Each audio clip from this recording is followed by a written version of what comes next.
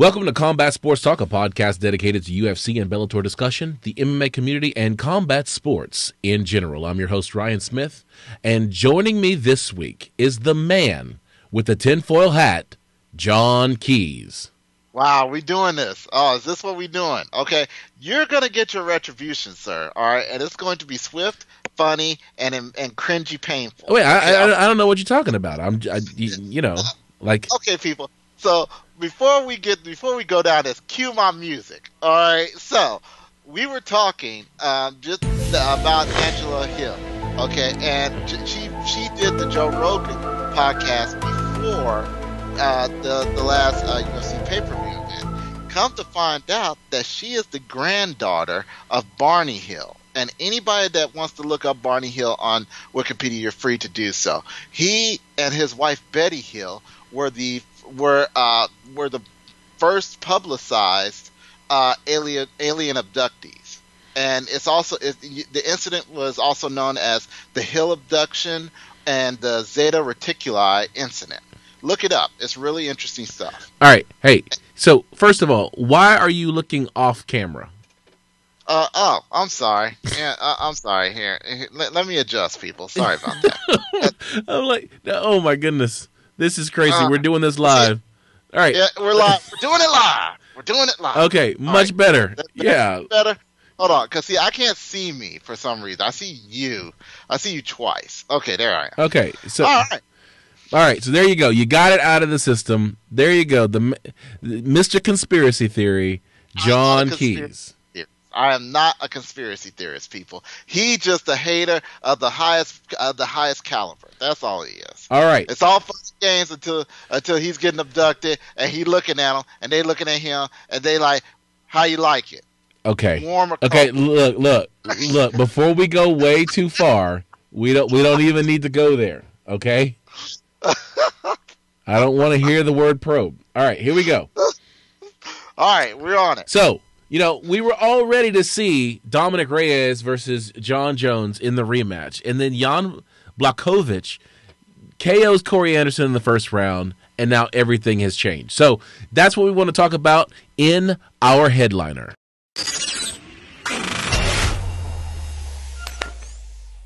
This is the headliner. This is where we talk about the top story that matters most to us here at Combat Sports Talk, and that is the walk-off knockout by Jan Blachowicz. So this was Rio Rancho. We're going to go through the whole official decision and talk about all the fights, but we're going to go to the main event first because it has long-standing, wide-ranging impact on the light heavyweight division.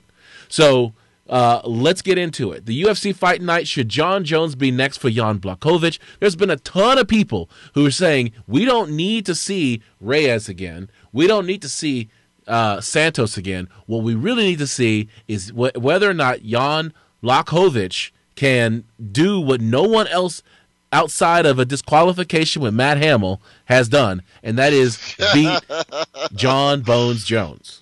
You're gonna have some Hamill fans run up on you, dude, for that. Okay, don't play with them. They're hardcore serious about it. But yes, I mean at this point we need to see Blachowicz, Reyes, and then Maheta before it's all said and done. That should be the next three fights lined up for Jones at this point.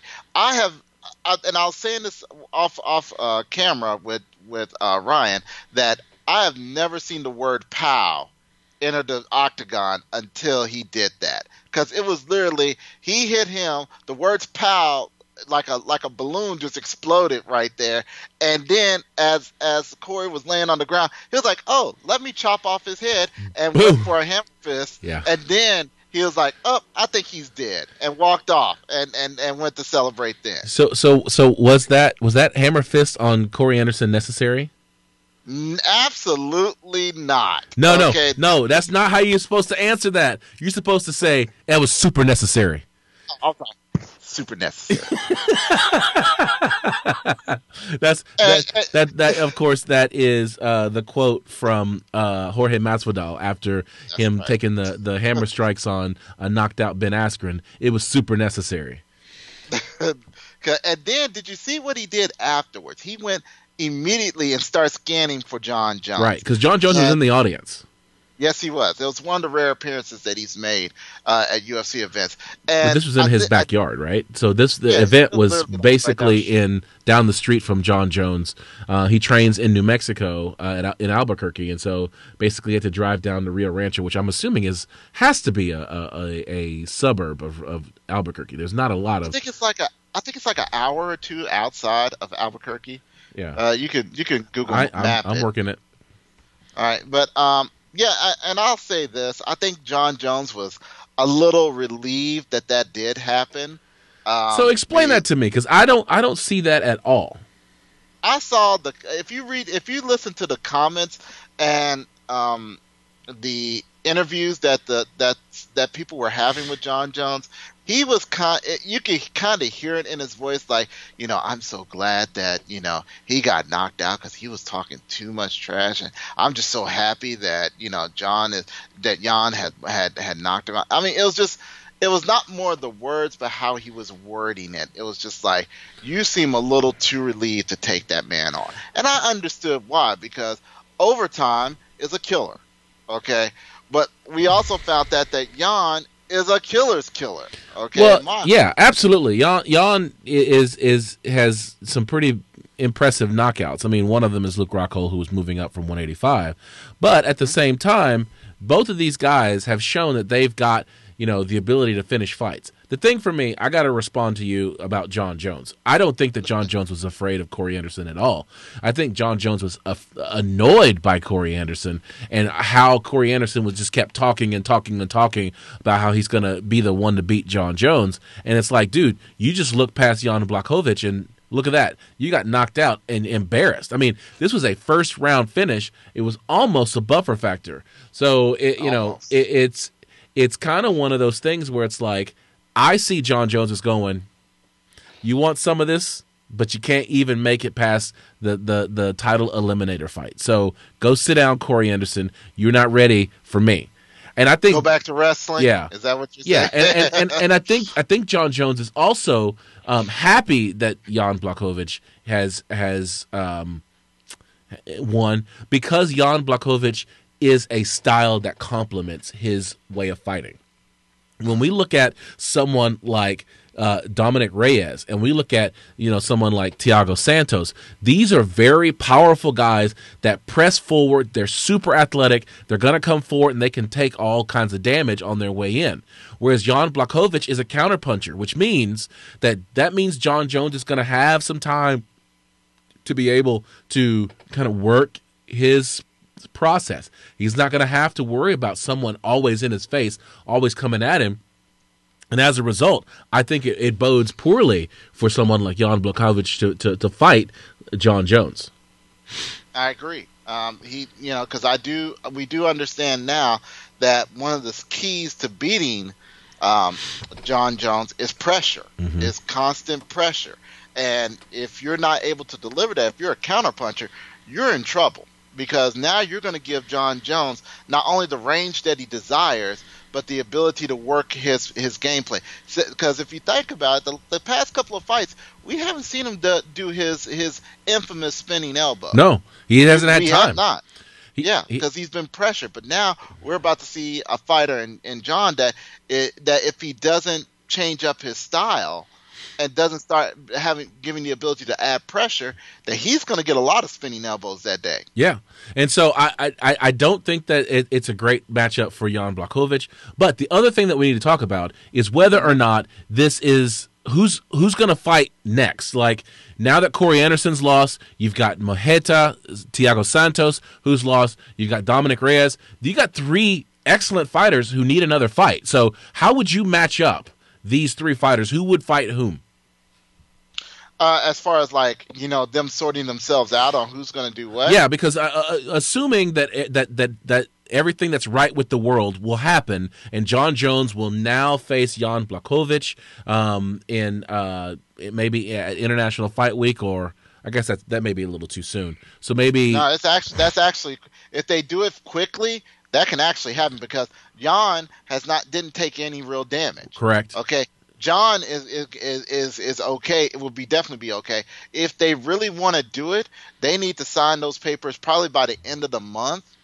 Yeah. And start the training. They can actually make International Fight Week. And International Fight Week takes place on 4th of July weekend. That's the first weekend of July. Yeah, so that's the International Fight Week. That is kind of the Christmas for MMA fighters who follow the UFC, right? Like if you follow this sport and you're a UFC fan, International Fight Week is your big holiday. So that I think is possible. But even looking a little farther, something like August or September isn't that far off for them to fight, because that would give Jon Jones potentially the last fight in December or early January to fight again. So I don't know how that's going to work out, but I want to know this: who would you match up out of the three losers? You've got Thiago Santos, you got Dominic Reyes, and you got Corey Anderson. Two of them lost to Jon Jones. One of them lost to Jan Blachowicz. Who would you match up for the next title shot? Ooh, I would say the two that fought Jones and lost. That's Reyes and Maheta. Mm-hmm. Thiago Santos. Yeah. I say those two go play Rock'em Sock'em. Mm-hmm. And then, you've forgotten another person in the component. We still have Mr. Walker sitting out there somewhere, even though he got knocked out.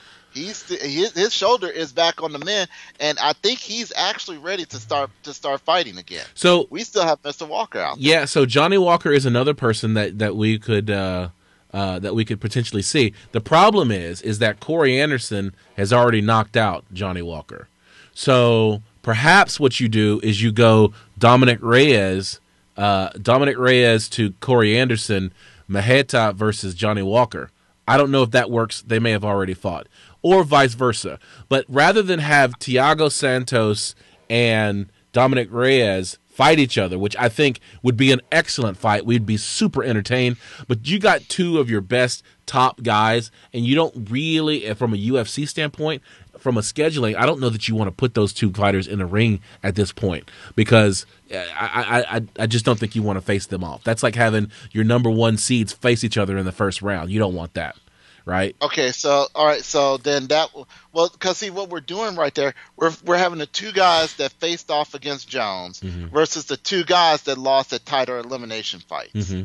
That's what we're looking at, and that I think would be a whole lot better. As a matter of fact, the Walker versus Corey Anderson, that would be a part two, a serious part two, because wasn't it? It was a one round. It was a one round hitter quitter. Corey Anderson walked through him. He's not going to want that fight. Like, I would much rather, if I was Corey Anderson, I'd much rather fight Thiago Santos or Dominic Reyes. To be honest. So let's do this. Okay, since let's do Thiago Santos versus Corey Anderson, and then Johnny Walker versus Dominic Reyes. That's some dynamic fighting right there, because we got Thiago Santos versus Overtime, and that right there, those are two real killers right there. And then we have two crazy dynamic dogs that's going in the ring that probably have to be chained up by the collar, and Dominic Reyes and Johnny Walker, who will throw everything and anything at any time on each other. There you go. Let them do a little bracket fight. Yep. And whoever comes out, that's who you throw out. And the best part about it is that means you've lined up the next two fights for Jon Jones. Because the winners of those two fights should also get title shots. So you line up the next two fights for Jon Jones. Blachowicz, if he wins that, then you've got the winner of maybe Dominic Reyes and whoever fights first. Yeah, whoever's available. All right, so there you go. We have solved the challenge of Uncle Dana, make it happen. Who Jon Jones should face next. Let's get into the rest of the action with the official decision.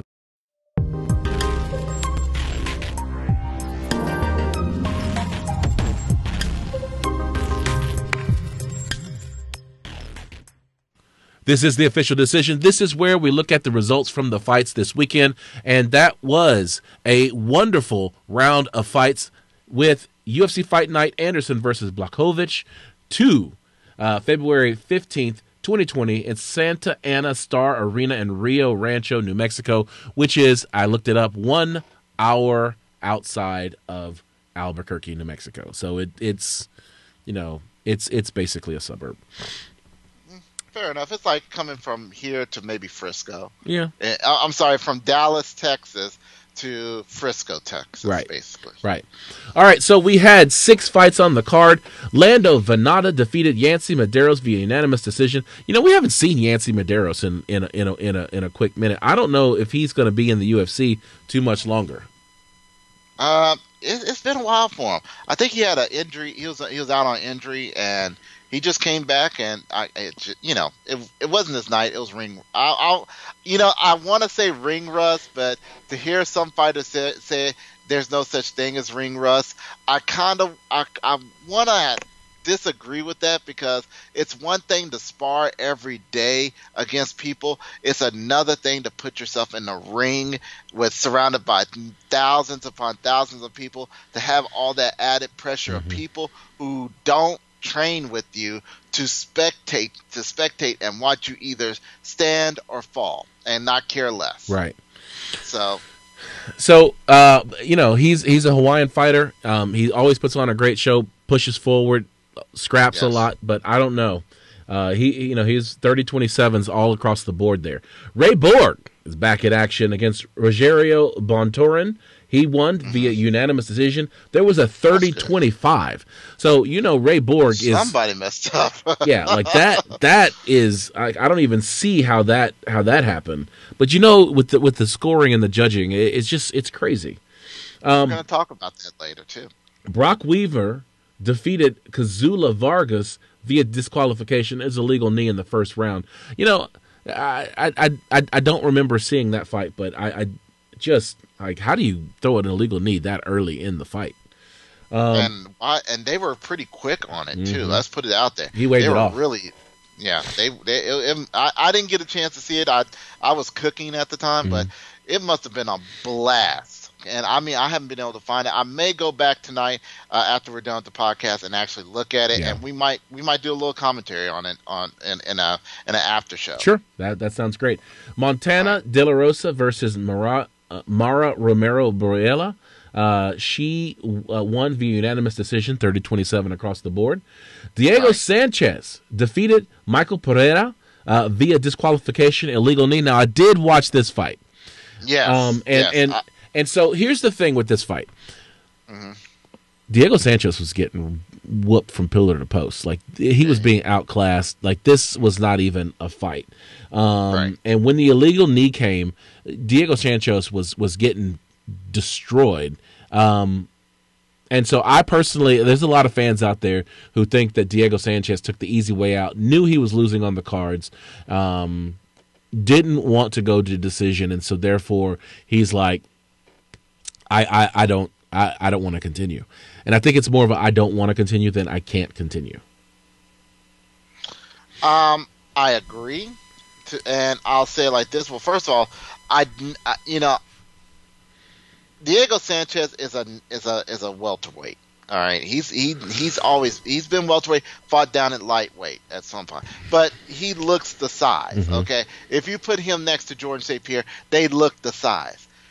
Pereira is not a welterweight. Okay, that dude is at least a middleweight. He could probably definitely be a light heavyweight. He was a monster in that ring compared to Diego Sanchez. And my son, who was actually watching it with me, he was like, "Oh, that's that dude that does the backflip on people." And he did it. I looked at him and I was like, "Are you sure it's this one?" And as we're talking, he actually, when he knocked Diego Sanchez, he actually did. I was like, "Okay, it's that dude." So, he was a beast on Diego. So when he did the illegal knee, I was like, "Ooh, yeah, Diego got a pass on this one." And sure enough, I'm like I said, I'm not saying it's right, but I understand. So Okay? here's the thing, because there's a couple other things we had to talk about on this one.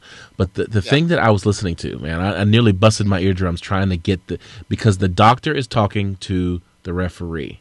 And so what he says is, oh, he can continue. It's the question is whether or not he wants to continue. So the doctor was saying, and you catch it. It's on the mic. If you go back and find a replay, listen to what the doctor says. The doctor goes, "Oh, he can continue. Like there's nothing wrong with Diego Sanchez. Right.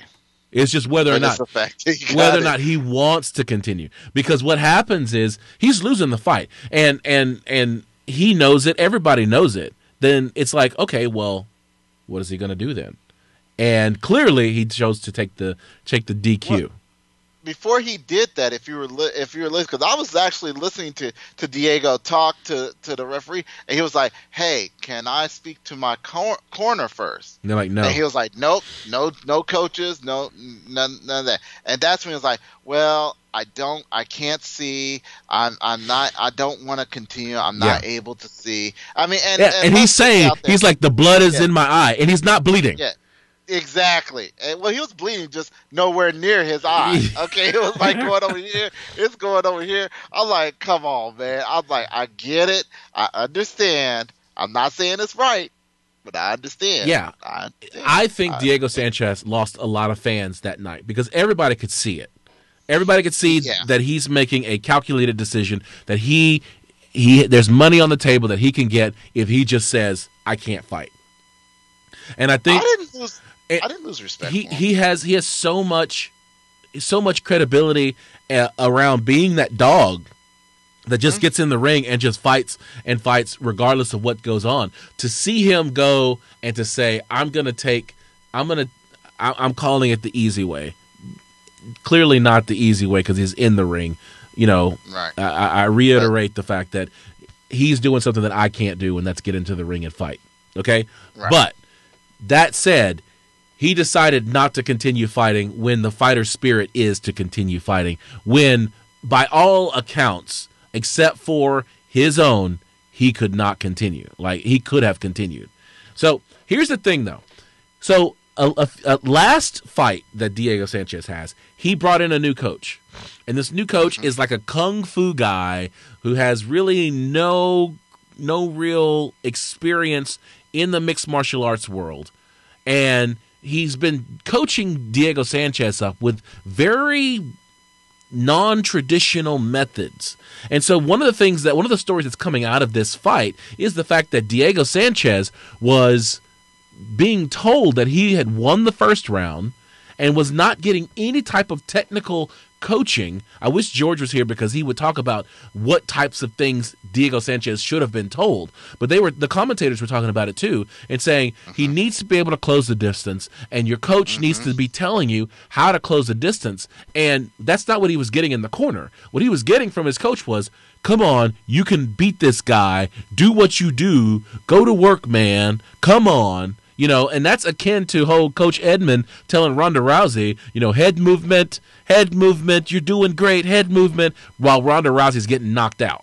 So it's like, you know, what do you think about this new coach, and do you think that Diego Sanchez is being led to destruction by this guy who seemingly has mind control over Diego? I wouldn't say mind control per se. I think his words were impressive probably during training camp, but like all great plans, they never survive initial contact. And the coach was a great hype man, but as far as a technical person, he needed a real coach in there. Okay, I understand the problem that he had with Winklejohn.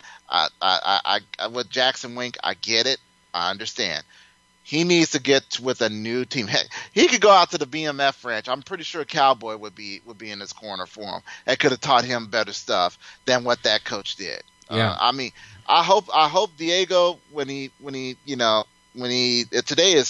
tonight is Tuesday night, so I'm hoping that today or tomorrow, Diego looks at old boy and be like, nah, man, we're good. Okay, you can't do that to me again.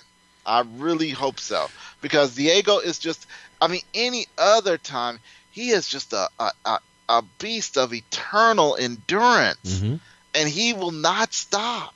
And he has had great coaches sit there that, in my opinion, even I, as a non-corner person, was like, get in there, okay, get in there, close that distance, because this guy's got arms that are reaching like your leg. Okay, I mean, he was literally a target practice for Pierre. Yeah, and all he was doing was this kind of kung fu, this Wing Chun kind of, hands up type of thing, and it's like, dude, you are a wrestler. Like, what are you doing sitting on your back foot? Exactly. Like, this is insane.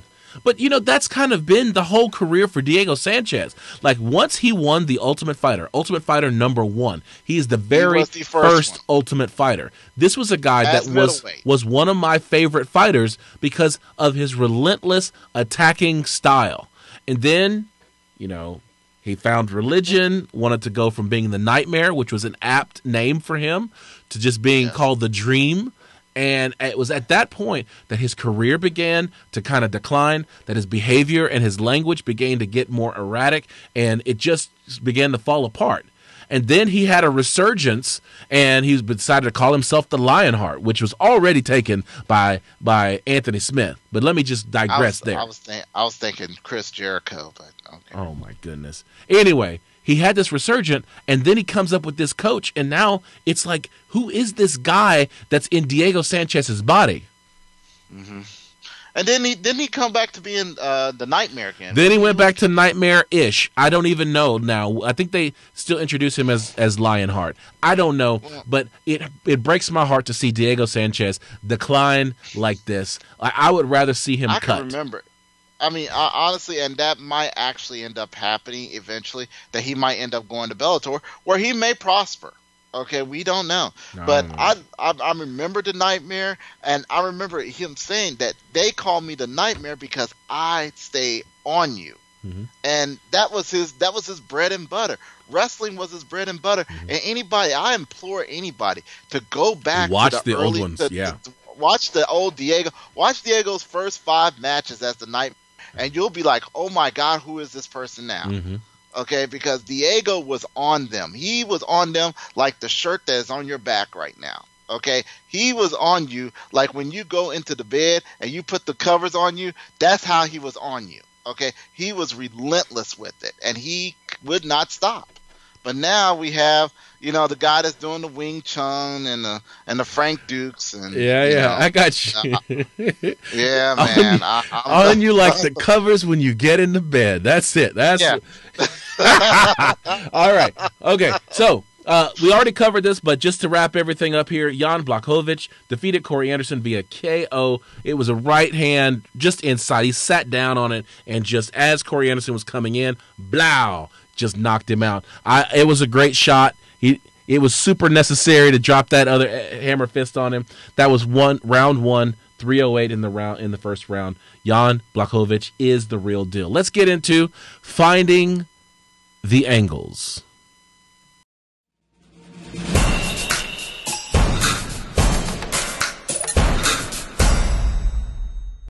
All right, this is Finding the Angles. This is where we look at the headlines that are making waves in the UFC world, things that we think are interesting, worth talking about. So let's get into it, Mr. John Keys.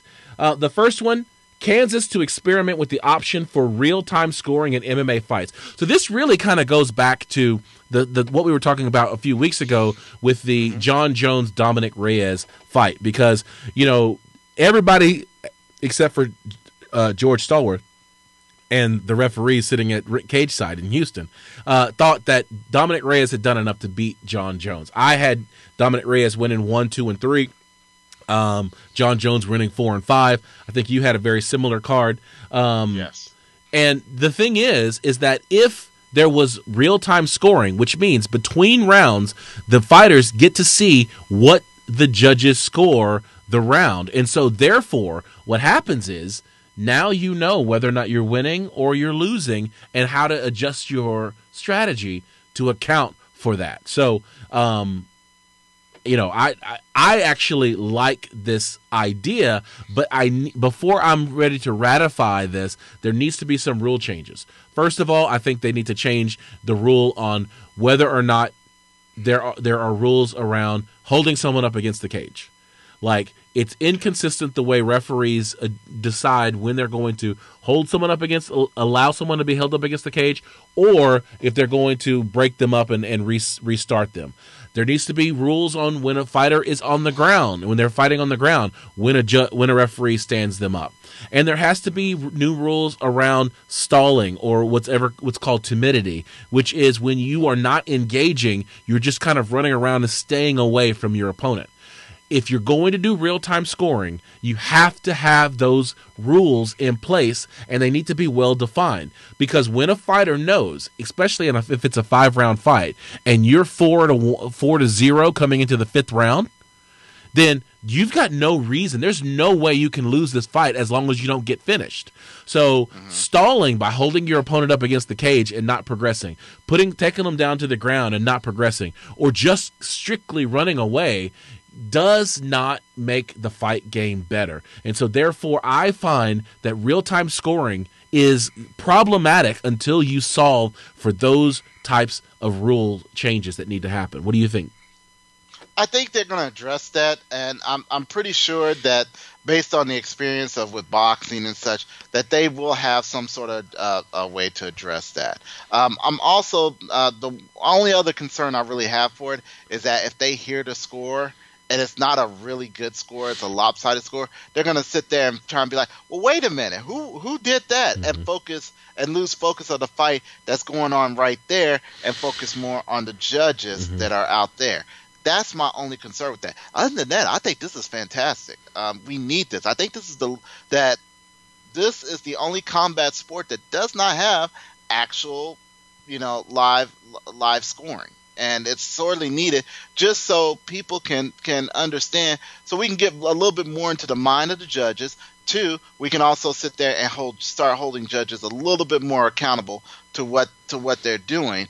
And 3, hopefully ratify those rule changes that you mentioned, and hopefully we'll make it happen. This will, I think, that in the best possible way, this will increase a fighter's incentive to go out there and actually fight, and not just stall or lay and pray or anything like that. So there's also a really good argument against real-time scoring, and that has to do with the fact that if you know in other sports, when a referee blows a call, they'll give you a gimme, right? They'll try to make it up to you.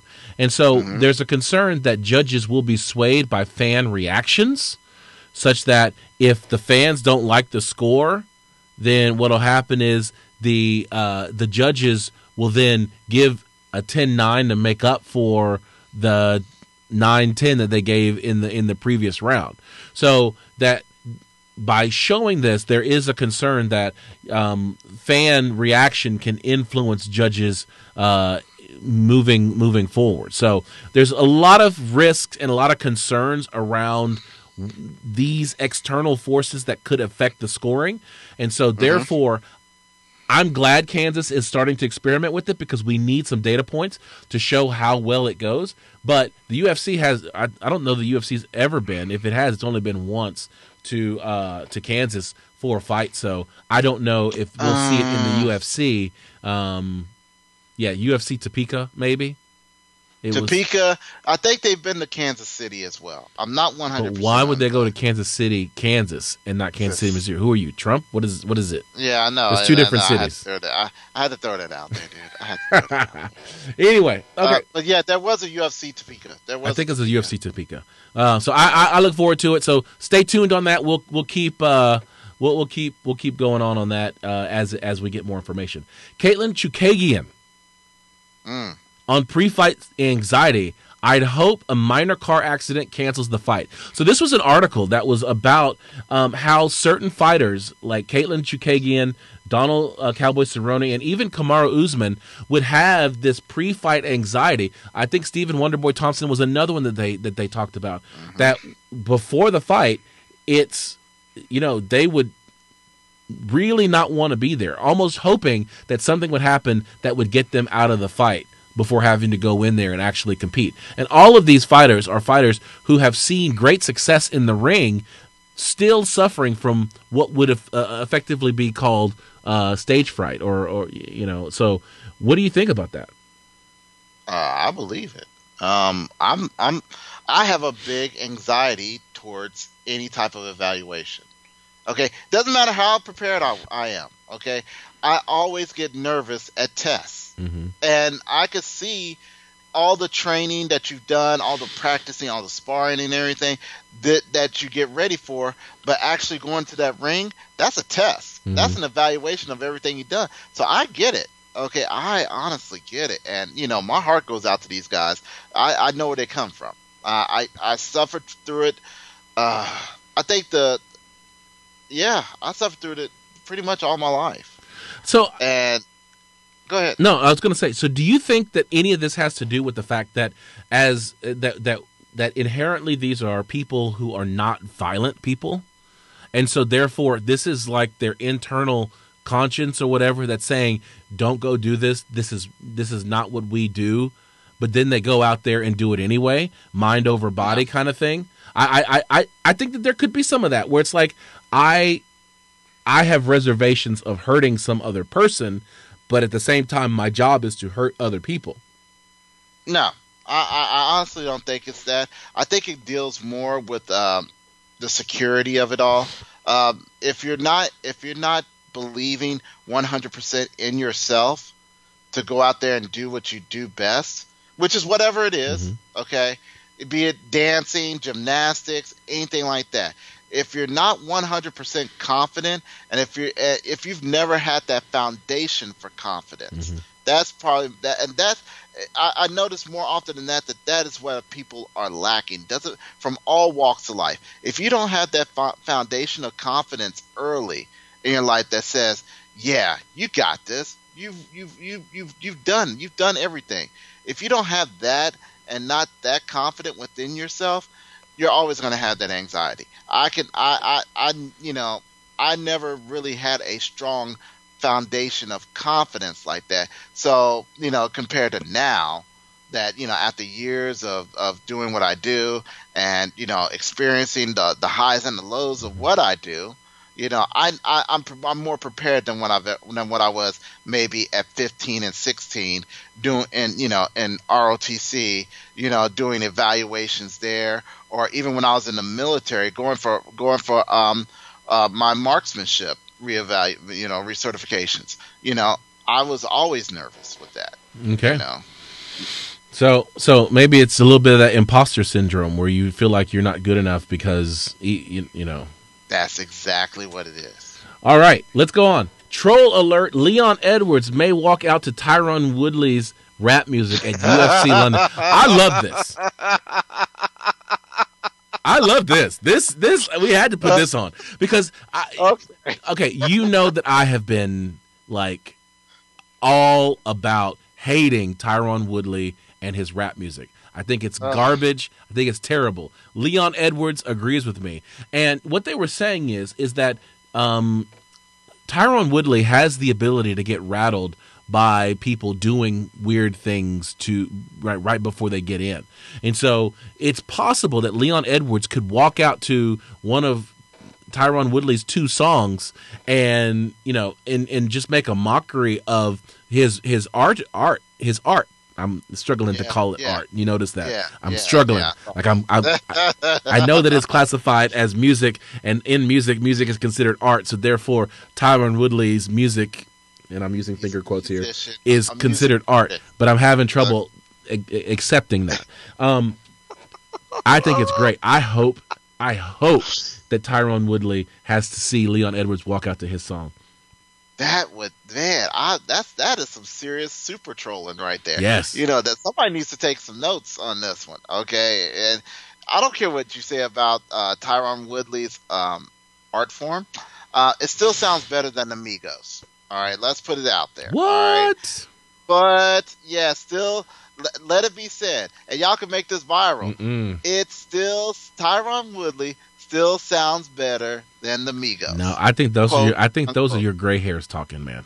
Dude, hey, I listen to a lot of the current rap. There are some saviors to rap and hip hop right now. Okay, there are saviors, and that's saved for another day. Okay. All right, but I hope he comes out to "I'm gonna beat your arse." Okay, that would be hilarious. Okay, that will be hilarious. And what is with these wrestlers? That if something messes with their mentality, they're messed up. He's not the only wrestler that acts like that. Yeah. You notice.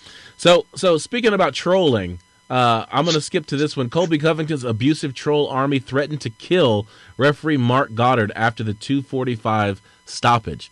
So one of the things that we predicted that if Colby Covington won the fight against Kamaru Usman, then he may become this king of the trolls that that we didn't want to see. And I think that it's already happened. I think that there are a bunch of people who are misogynistic in nature, who are trolls, and who want to eat up all of the fake stuff that Colby Covington alternative facts, sir. That Colby Covington throws out there. There are people who are eating that up, and there are people who want to be a part of that army.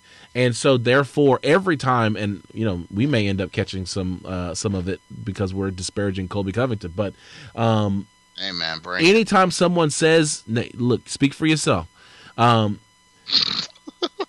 But anytime someone says something bad about Colby Covington, these guys come out, and I don't know how big the army is, but there are clearly people who are fervently in the corner of Colby Covington because of his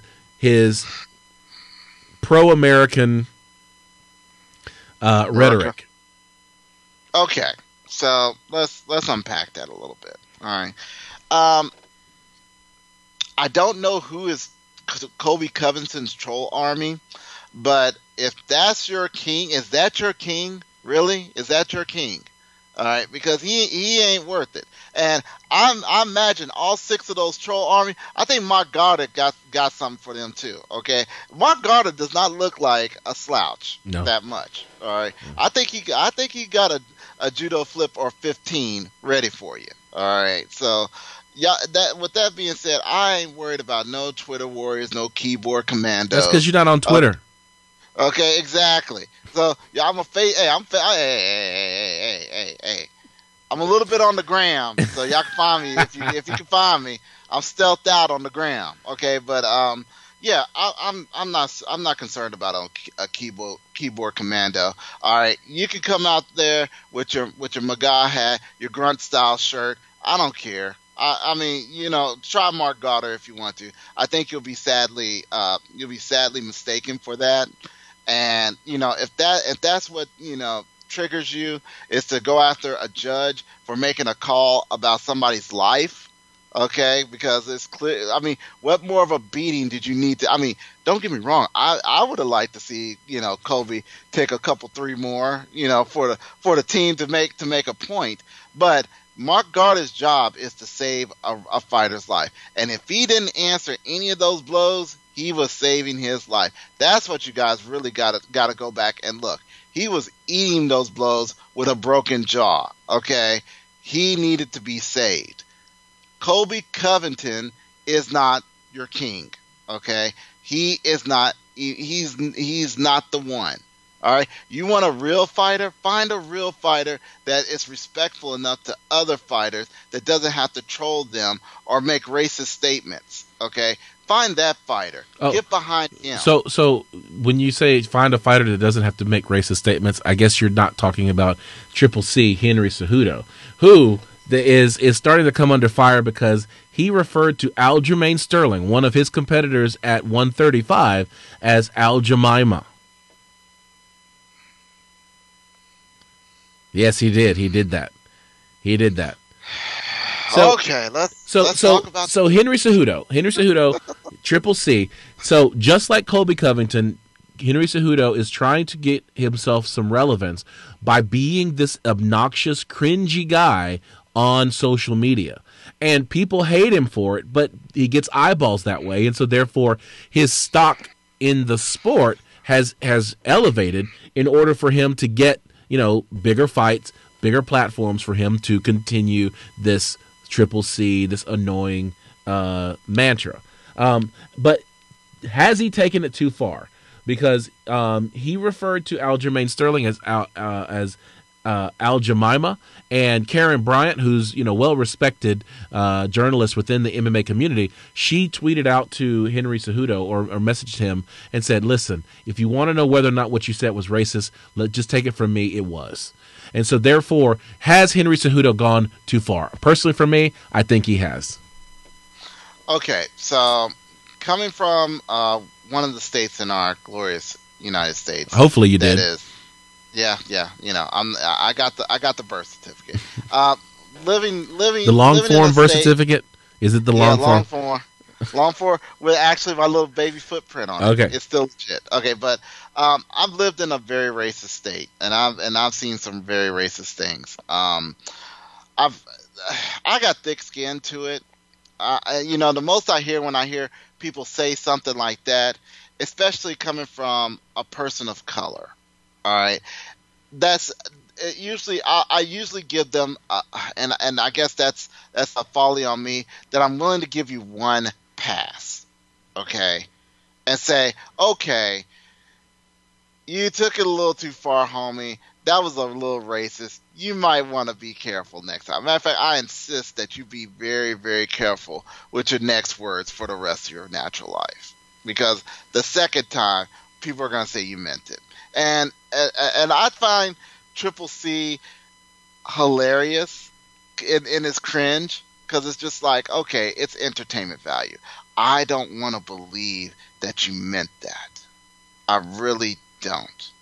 Okay, because yeah, you did cringy stuff, but you also, at the time before you changed to this Triple C persona, you were very much the respectable fighter. You took a L today. All right. Ancient Mama goes back. If you actually look at the bottle, it goes back to Jim Crow.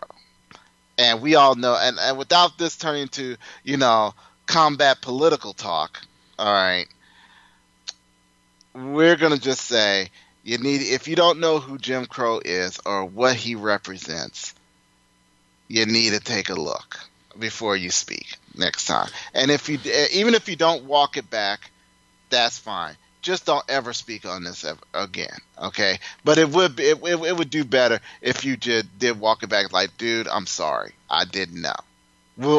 That'll garner more respect from you than anything. Yeah, and I think, and I'm hoping that he does that, and perhaps we just haven't seen the post, or we haven't seen the coverage that says that he's done that yet.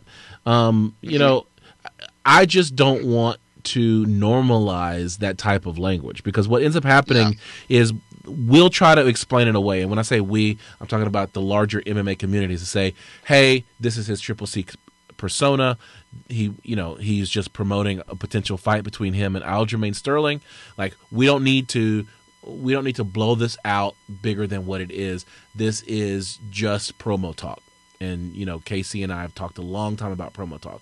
But I think that it normalizes it and says, okay, well, promo talk now, the line has gone beyond that. So in promo talk, then we can now allow people to make this type of joke about a fighter. Conor McGregor went across the line many times in the Floyd Mayweather fights. Oh man.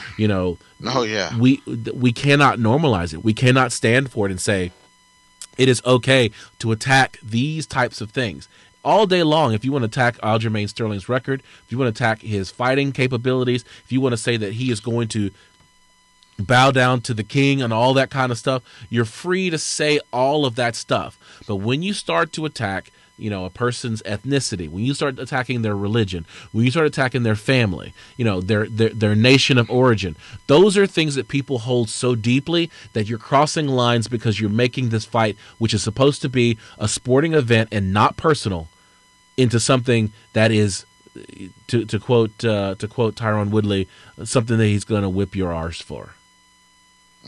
Agreed. Yeah, you can get killed for that. All right, dude. Yeah, I thought you did, and I'm proud of you. See. So, yeah, let's not do that. Okay, and goes out to anybody that listens to this. If you talk about somebody's ethnicity, if you talk about somebody's family, if you talk about their country or origin, or if you talk about their religion, you get what you get, and with no remorse. All right, you don't go down that path if you don't want to know what happens next. Yep, all right, that's right. It's just a fair warning. It's fair warning. So when we start talking about things about respect, the best story that I'm ready to end this segment on is Dan Hooker greeting Paul Felder in a traditional Maori way ahead of UFC Auckland, which is coming up this weekend. Maori. Okay, Maori. There it is. Maori people are the indigenous people of New Zealand. They, whereas in Australia, the indigenous people were not necessarily respected for them being, the first people on that land. In Australia, in New Zealand, they have embraced the Maori people, and in such, the traditions of greeting and welcoming people into the land was something that we got to see on display. And there's a wonderful video of one of the Maori people talking about how a greeting is done, which is usually when you greet someone with respect, you're going to put your noses together or your foreheads together in greeting. And so that is what they did. And so when Paul Felder, who is from the United States, came into Auckland and meeting the New Zealand people, he put his, he did the Maori tradition of putting his forehead and his nose with the other person. And you get to see them go all the way down the line with Dan Hooker. Who else is there? Stylebender. Israel Adesanya is there, and they all do it, and it's a wonderful, respectful thing. And there's a great part where Dan Hooker's like, I am representing my country, and I am representing the Maori people in this moment. I am on their land, and so to do something ridiculous and silly is disrespectful to them. And so therefore, I am all strictly business here. I am respecting all people in this moment. That is the ethos of this sport. That is the ethos of all of these martial arts, and we need to get back to that. I know that I sound like KC in that because he and I have debated this tremendous amounts of time. But the fact is that this WWE bravado, this fake Triple C, this fake Colby Covington stuff that they're doing is destroying the ethos of the sport, and we need to bring that back. I agree, because in mixed martial artists, you still have martial arts. And martial arts teaches respect, teaches discipline. Now, if you're a comedian by trade, if that's your natural personality, that's one thing. But if you're going out of the way to be rude, crass, as part of psychological warfare, while there is an argument for that, there needs to be a hard line where you just don't go. All right, and more often than not, the best of them knows how to do it. Chael Sonnen, he is the absolute best person to do trash talk, and you really have to see it, because while he will attack he will say things that are on the line, but he will never go too far. I think the worst thing he ever said that he was gonna smack Anderson Silva's wife on the butt, and while she's cooking him a steak. That's about the worst he ever said. That guy, and I think Anderson Silva got a knee in there for that. Yeah, but that was across the line. Like we all were like, ooh, that's across the line, and that most often than not, he's really he still talks the trash, but he has a level where he doesn't go. But we're saying learned his lesson. One time. Colby Covington, one time a day. A day? One time a video. Yeah. Okay. So, one time a video. So let's go into the final segment. We're almost out of time. Let's get into the fight card.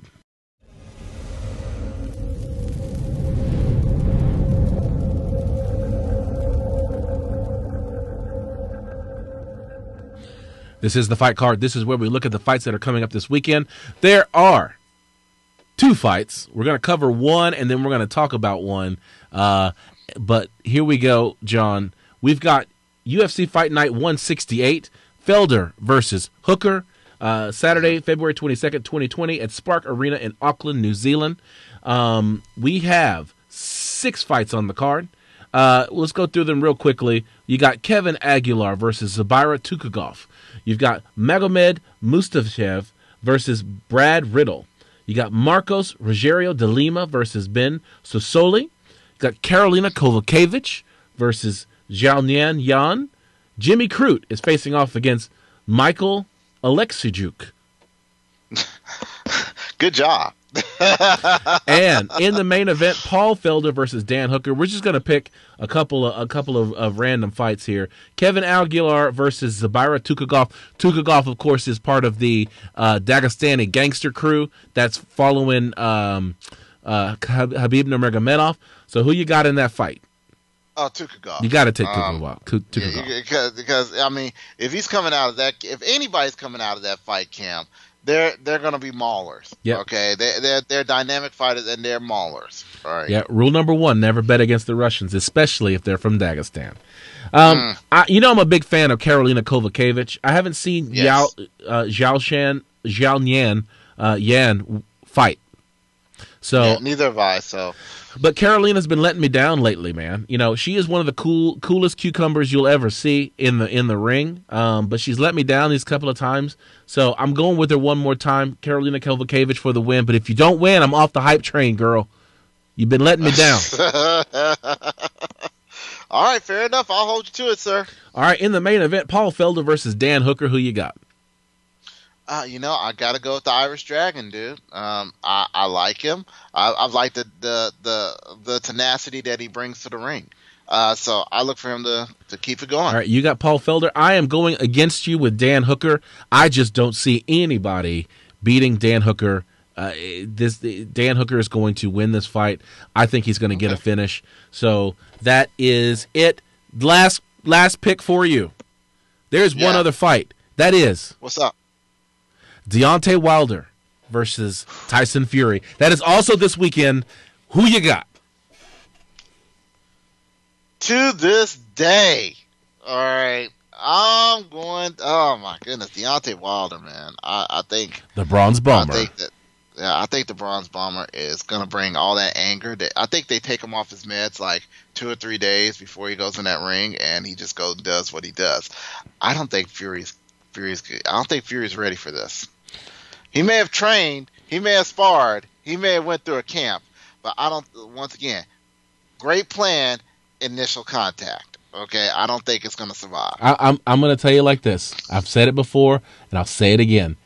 Tyson Fury is going to win this fight. I had Tyson Fury picked as soon as they announced that they were going to have a rematch. I had Tyson Fury in this fight. Tyson Fury is the better boxer. Tyson Fury was winning on the cards till he got knocked down in the 8th round the last time, and it was a draw. So that means that it took a knockdown. It takes those big shots, and all you have to do, which is a big if, is avoid those big shots from Deontay Wilder. I think Tyson Fury is going to do it. He's going to get it done. We're going to see Tyson Fury win by decision, and I'm going to come back in 2 weeks because we're not going to have a show next week. In 2 weeks, I'm coming back, and I'm going to be wearing a top hat because I got all the answers right. Oh, Lord. Don't hold your breath, people. So watch this page. Yeah, watch this page. I've been committing to. I'm gonna do smaller reaction type videos and things like that. I'm gonna commit to it. I'm gonna start doing it. So you're gonna start seeing a lot more of me. See a lot more of John. We're gonna get George to start doing it. And if KC has time, we'll see. Maybe we'll see KC as well. So we will not have a show next week. So on what is the date of that? The 24th, we will not have a show, but we will be back on March the 2nd. Okay? Where are we going? Huh? Where are we going? Where are we going? Oh, I'm going to Amsterdam. Where are you going? Not Amsterdam, apparently. Yeah. Maybe I'll just try to do a video from Amsterdam. How about that? Maybe I'll run into a fight camp or something. Dude, wait a minute. Wait. Overeem's no longer in Amsterdam, No, is he? no. I think he's based out of here in the United States. No, hold on. Let me find out if what about his brother, Valentin? Okay. While you do that, I'm going to go ahead and start wrapping up the show. How about that? All right, wrap it up. Hey, so he's going to be in Amsterdam. I'm going to try to give him the video. You're going to have to bring me a kitchen magnet, too, sir. I need that kitchen magnet. All right. Follow us on social media on Instagram. I'm at Combat Sports Talk. And I am at Keys to Victory. Okay. George is at Geo Stallworth, and Casey is at Push Pull Pray. You can find us on our website at www.combatsportstalk.com. We are on all of your podcasting platforms, so find us there if you want to listen to previous episodes, or if you want to subscribe, definitely subscribe on our YouTube channel, or subscribe on any of the podcasting platforms that you call your favorites. Want to send a shout out to MMA Junkie and MMA Fighting, MMA Mania, Bloody Elbow, and our new favorite place is the Intelligent Defense Discussion Group on Facebook, all the sites that are giving us the stories that we use for our show. On behalf of the man in the tinfoil hat, I am not in a tinfoil hat. The man, people, on behalf, Barney Hill, look out. On behalf of the man in the tinfoil hat, my name is Ryan Smith, and I'm reminding you to keep your hands up, your chin tucked, and throw bombs. We'll catch you in 2 weeks.